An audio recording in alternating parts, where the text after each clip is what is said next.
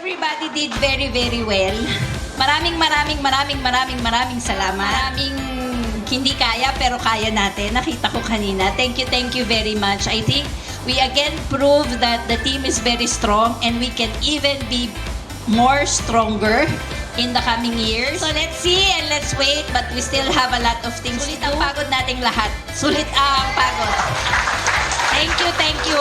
Thank you, JV. Thank you, Ray. And to all the leaders of the Philippines, thank you very much because you really made this happen. Team building is not an HR activity. This is an activity of the whole team. Correct? So even if HR would do something like this, if your leaders will not support this one, this will not happen.